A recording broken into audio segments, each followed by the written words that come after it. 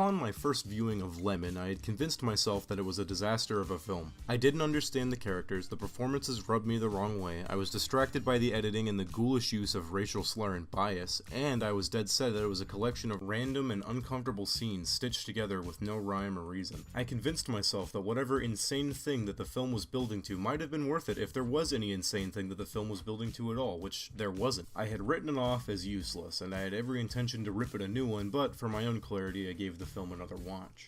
It was right about this scene, where Isaac is fantasizing about his new girlfriend, where everything started to click. All the questions I had began to fall into place, and I understood what this film's purpose is.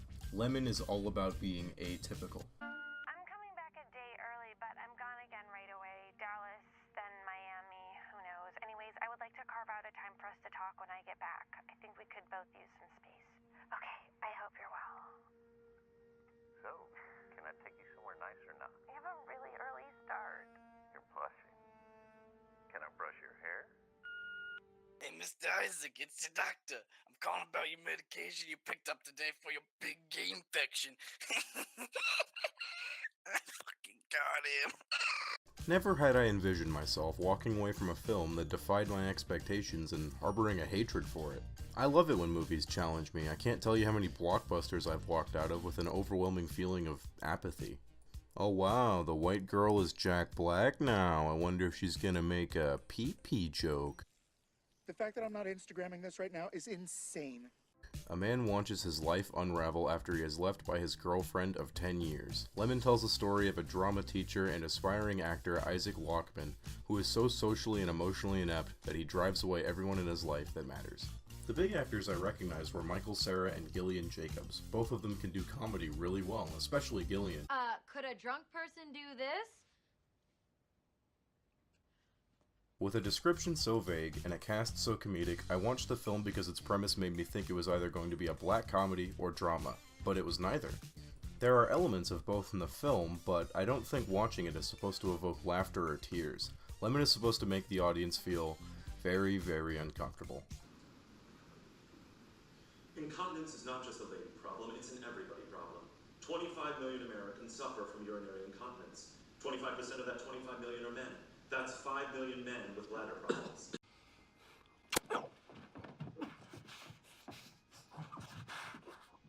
I could hit you. I could suffocate you. I could strangle you. I could cut you up and bag you up and throw you away in the woods in a hole where no one could find you. Do you know how many men have killed their girlfriends and wives? Millions.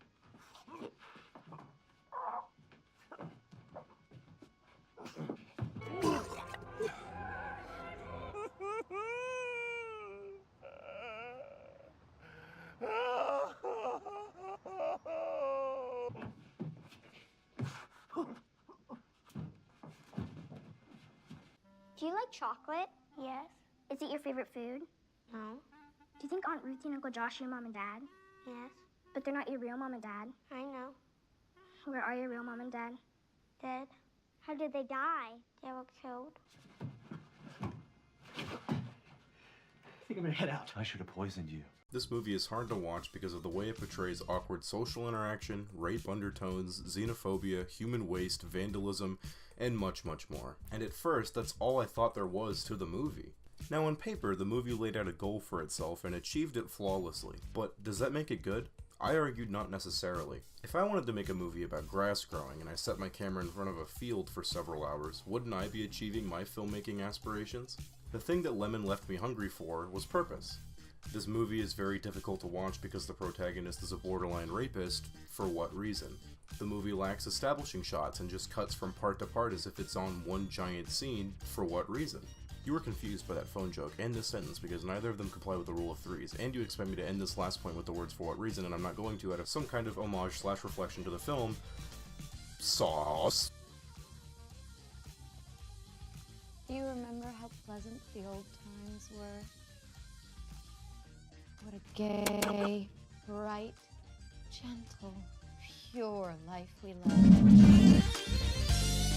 One thing that had me intrigued to give the film another shot was my confirmed suspicion that I was straight up missing certain details about the story and the writing. Like how Isaac's brutal treatment of Gillian Jacobs' character is due to her similar appearance to his girlfriend, and he's using her as some kind of rage lightning rod.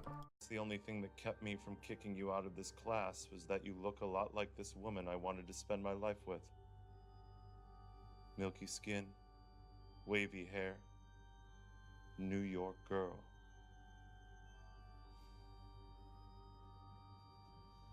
Absolutely astounding. This is the type of work none of you have come close to.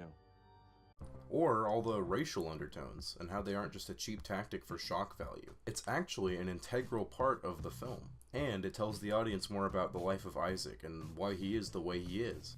My sister has a black son, he's 6. That's wonderful.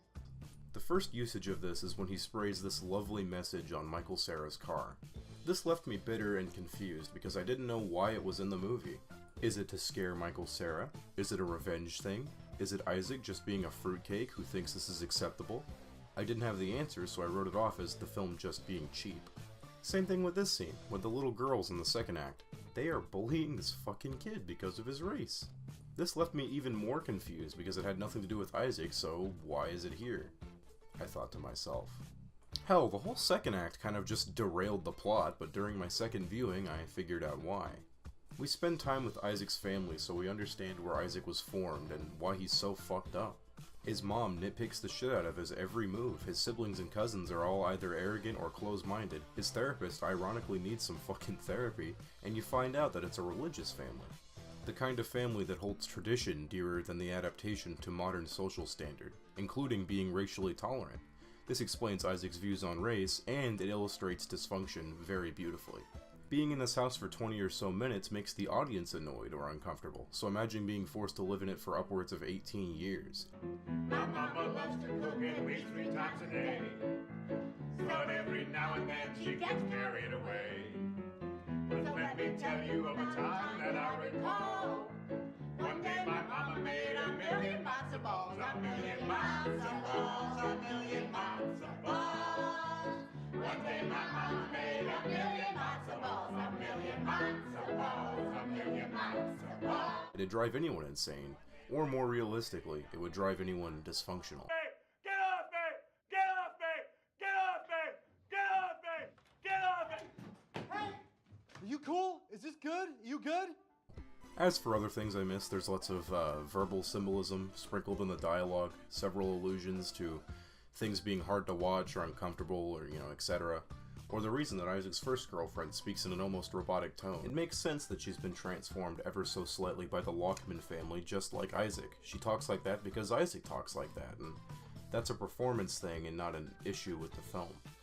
Anyway, the big thing I want to communicate is that Lemon is not only a challenging film, but a detail-rich one.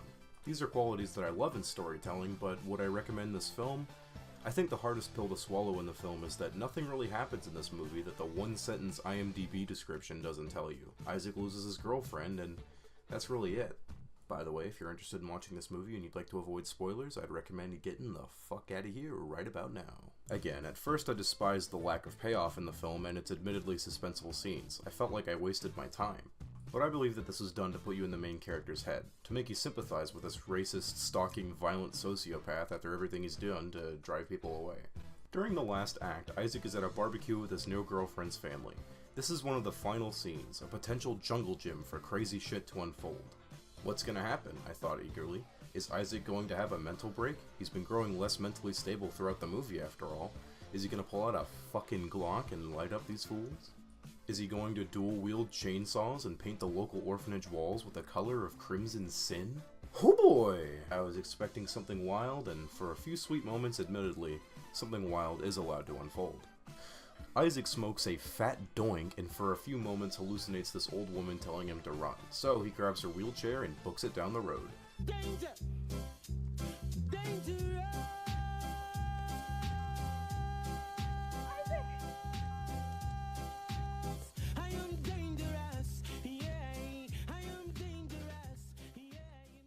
But before this movie's climactic wild finale can play out, his girlfriend snaps him out of it, and Isaac leaves.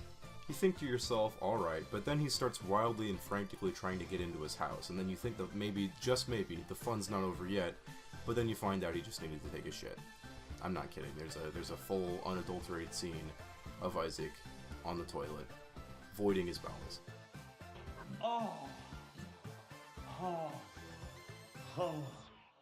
But then, his old girlfriend comes back and stands before him. Isaac pleads for them to rekindle their love, and it is at this moment that I let my guard down a third time, and I thought that I was going to be given a wholesome, cliche, traditional movie ending. I didn't even like it. I didn't even want that to happen. But at the very least, I thought to myself, this movie wasn't all for nothing. There's going to be an ending. But alas, her words summarize it pretty simply. What did you expect?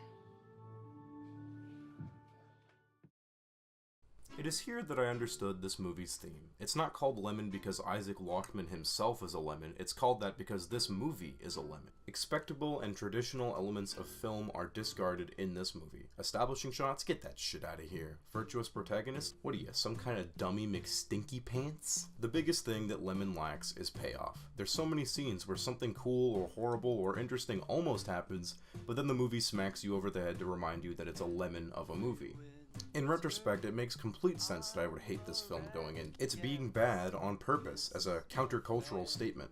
Having no purpose, my biggest complaint, turned out to be its purpose all along. But that's where things start to get a little tricky. If you start to write things off as bad on purpose, then you can let things like strange editing, performance, and cinematography slip through the cracks of fair criticism. Is the opening shot of the movie off-center to nail home how atypical the film is, or is it just unintentionally bad? And when you're not thinking about this intention at all, is there even a difference between being bad on purpose and being bad just because you suck? It's because of these lingering questions that I'm not comfortable recommending the movie. It has a good cast, with some pretty good performances, Michael Cera especially, and a really cool soundtrack, but if you're planning on giving this one a watch, just know that it's a movie that will frustrate you, subvert your most basic expectations, be too big for one viewing, make you wince and crinkle, and it'll be over before you can say, what the hell just happened? If you want a more comprehensible indie movie, go watch, like, I don't know, like a Bad Frank or something. Alright guys, I hope you liked the video. I mean, I spent a long time on it, and it took a long time, and it was really good, I feel like. Noah, buddy, I'm trying to do my outro, okay? Could you like mute yourself? Sorry. Just give yourself a mute for a second. Sorry, my dad's abusive. Hey man, you don't need to unpack this all on me right now. What you say, little twerp? No, Dad, it's me. No, Dad, it's Okay. my video. I swear. Oh, Daddy. All right, you know, I'm just gonna. Okay. Hey, sorry about that, guys. My friends can get a little rowdy sometimes, but I hope you enjoyed the video. This is my second video. I thought it turned out pretty good. You know, expect more videos in July. You know, I'm gonna try to upload once a month, maybe, you know, but I'm gonna aim for twice actually. And you know, happy Pride Month. You know, happy Pride Month.